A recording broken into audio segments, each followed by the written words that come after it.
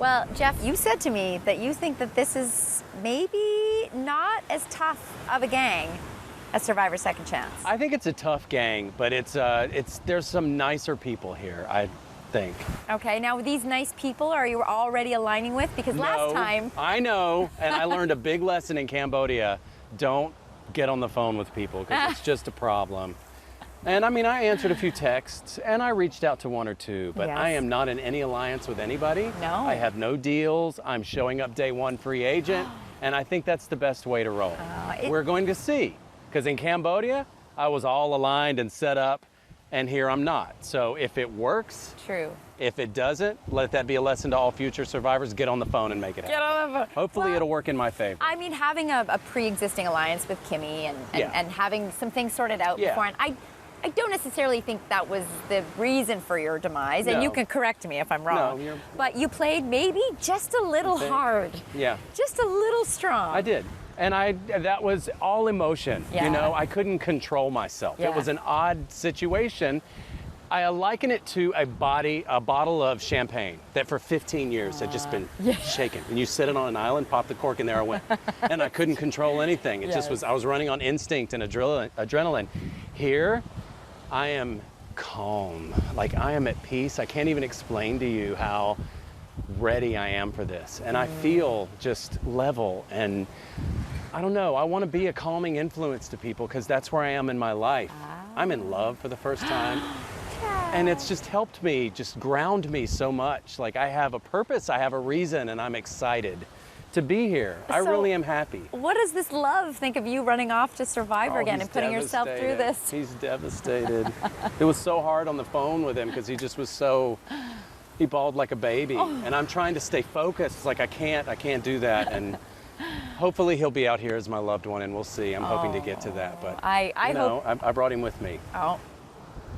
I'm not married, but this maybe is I will be by the time this thing is over. a Survivor-themed wedding, perhaps? I'd love Jeff? it. I would love it. Who knows? But it's helped me as a person, which is going to help me as a player here. I can feel the difference already. You know, you're not the first person to say to me today that feeling grounded and feeling calm has brought them into this game feeling more confident. Yeah.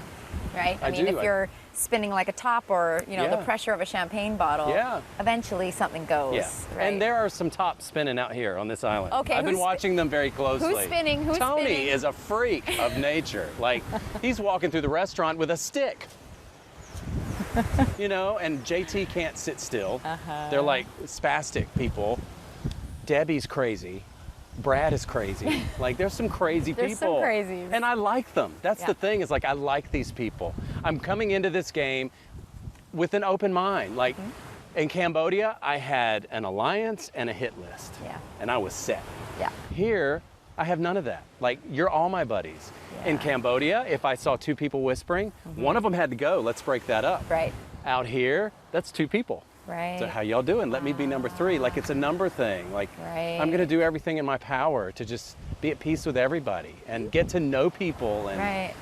Well, that'll take me further, I think. I think it's been really obvious that the social game, especially the last few seasons, has been the reason. And not only being social, but being likable. Yeah.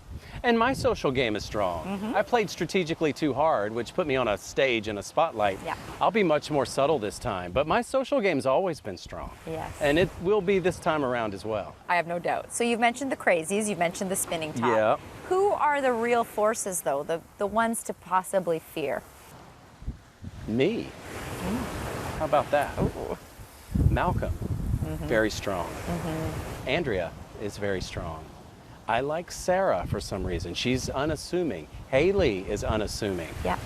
You don't know enough about these people to know. So I hope to be in an alliance with them. Yeah. I feel like in Cambodia, I wanted to set myself up so that I was sitting in the end with somebody I knew I could beat.